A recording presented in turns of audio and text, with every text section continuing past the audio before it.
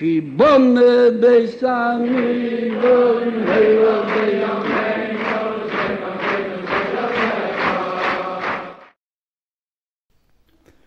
Olá, gente. Shalom, shalom a todos. Estamos iniciando mais um estudo diário das 7 leis.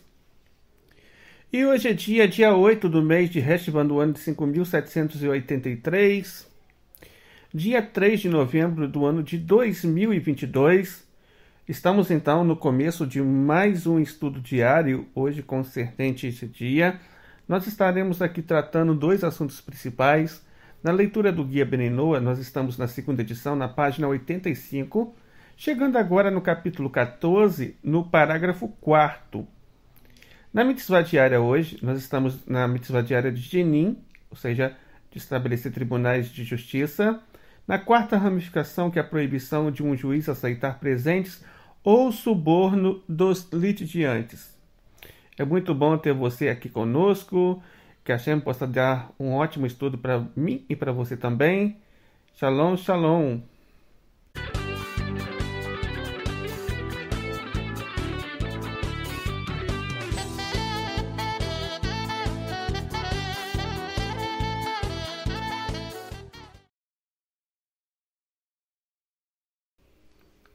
Então, gente, vamos iniciar mais uma vez o estudo diário das 7 leis. Nós estamos, então, na leitura do Guia Beninoa, como falamos na página 85, capítulo 14, parágrafo 4º. E a pergunta que nós vamos responder hoje é: podemos testar a Deus? Essa resposta, o próprio Rav Yaakov Kerestad, ele registra aqui, onde é citada algumas fontes, para nós entendermos. Então, nós teremos aqui a resposta a essa pergunta. Está escrito no guia que é proibido alguém testar a Deus, isto é, realizar qualquer ação sobre a condição de que Deus lhe retribua alguma recompensa.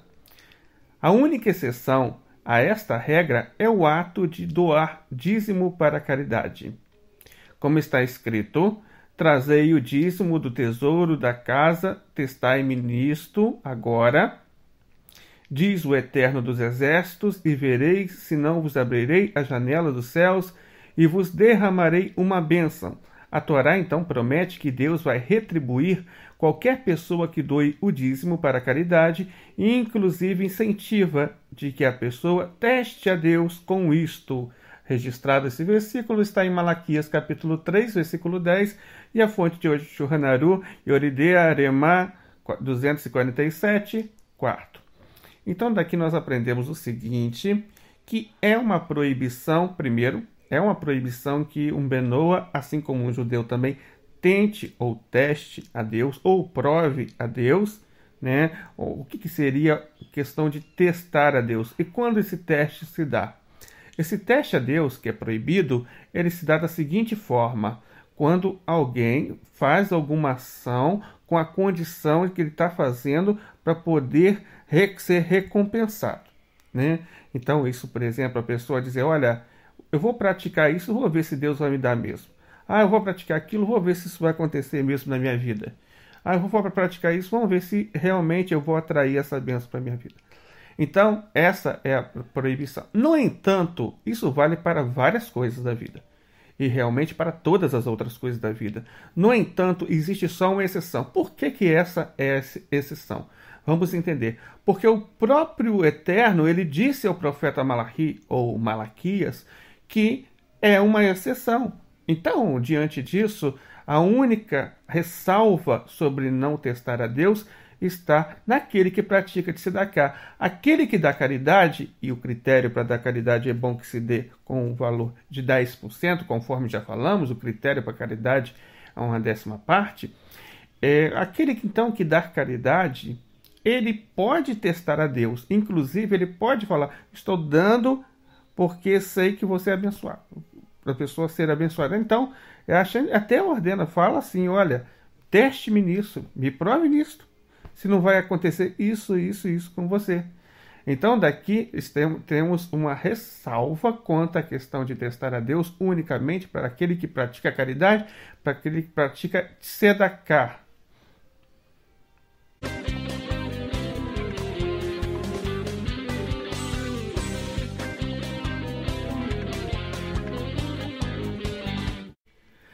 Então, gente, agora continuando o nosso estudo diário das 7 leis, nós vamos entrar agora na mitzvah diária.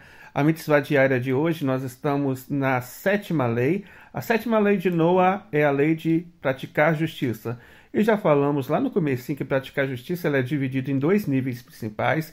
Entre elas está o estabelecer tribunais de justiça, sobre o conceito do Maimônides, onde ele vai abordar sobre todas as halahot relacionadas à questão de você estabelecer tribunais de justiça. O Dr. Aaron Lichtenstein, ele se baseou exatamente nesse primeiro critério. Existe um segundo critério também, que é o critério de que as 7 leis, a lei de Dinim, a lei de praticar justiça, ela também está inclusa tudo aquilo que é referente entre o seu dever para com o seu próximo, segundo o próprio Narmânides também. Então, são 2 partes. A primeira parte que nós estamos vendo é relacionada, então, a estabelecer tribunais de justiça. Então, diante disso, na 4ª ramificação é a proibição de um juiz aceitar presentes ou subornos dos litigiantes. Está escrito lá em Êxodo, capítulo 23, versículo 8, e não aceitarás suborno. Daqui nós aprendemos que um juiz não deve aceitar suborno de qualquer tipo de pessoa, sejam presentes reais, favores políticos ou pessoais, mesmo para julgar um caso corretamente. O suborno inevitavelmente distorce o julgamento de uma pessoa, muitas vezes sem que a pessoa perceba. Aceitar subornos em geral, quando não relacionado a casos particulares, é punível pelos céus, pelas mãos dos céus, e aceitar suborno em um caso específico acarretaria a pena capital para o juiz na época dos tribunais baseados nas 7 leis. É claro que hoje acarreta a punição pelas mãos dos céus. O Maimônides do Mishneh Torah, Lei de Reis, capítulo 9, Alahá número 14, Alahá é lei número 14, ele vai dizer o seguinte: como os gentios devem cumprir o mandamento de estabelecer leis e tribunais. Eles são obrigados a estabelecer juízes e magistrados em todas as grandes cidades para julgar a respeito dessas 6 leis, e admoestar ao povo a respeito de sua observância. Um gentio que transgride estas 7 leis será punível por decapitação. Por esse motivo, todos os habitantes de Siquém foram executados. Após Shechem ter sequestrado Diná, eles observaram e estavam cientes dos seus atos, mas não julgaram Shechem. Não julgaram Shechem. Um gentio é punido com base no depoimento de uma testemunha, no veredito de um único juiz. Nenhum aviso é necessário, os parentes podem servir como testemunhas, no entanto, uma mulher não pode servir como testemunha ou juíza para eles. O Sefer Hinuri 83 vai dizer que das leis do mandamento é aquilo que os sábios de bendita memória disseram no Mishneh Torah, lei de Sinédrio e as penalidades dentro da sua jurisdição, 23.1, está escrito que aquele que dá e aquele que recebe, ambos transgridem a proibição.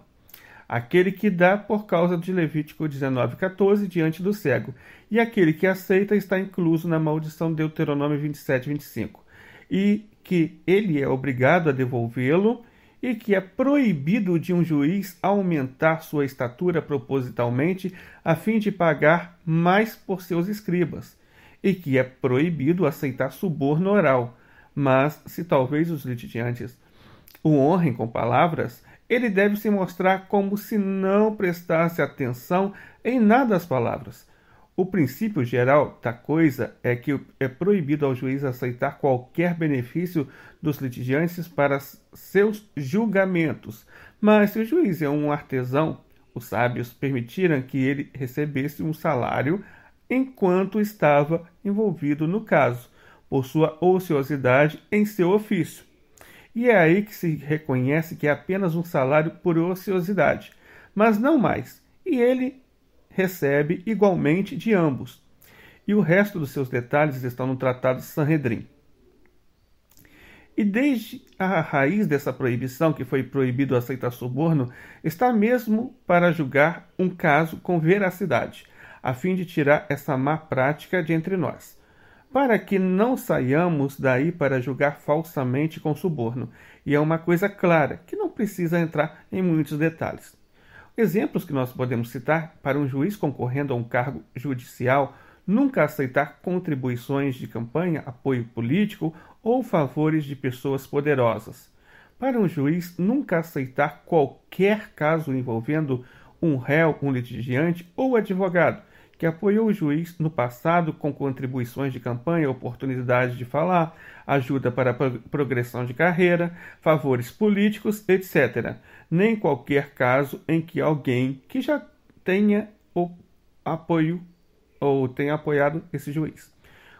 Como, por exemplo, nós podemos ver aquele que providenciou sua nomeação como juiz, ou seja, em qual inclui interesse e troca de favores. Para um juiz nunca aceitar um caso envolvendo alguém de quem ele espera receber favores também no futuro. Então, daqui nós aprendemos que não é lícito qualquer juiz que está encarregado de fazer o julgamento de um caso, ele receber presentes, favores, ou troca de favores ou benefícios de qualquer forma e de qualquer tipo, e que é totalmente proibido para um juiz, seja ele qual for, e seja de quem esteja recebendo, ele é totalmente proibido de favorecer o réu, ou então até mesmo quando esses favores não vão favorecer ao réu. Também se constitui uma grave proibição e que ele não pode estar sendo, não pode praticar tal ato, se envolvendo com tal ato.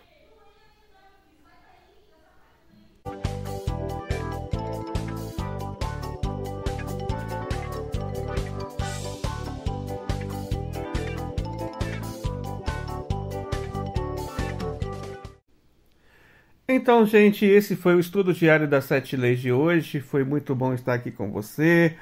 Baruch Hashem, que Hashem possa dar muitas brahot para você e todos os seus familiares a cada dia. E que amanhã tenhamos mais um belo estudo, um estudo das 7 leis novamente. Shalom, shalom a todos.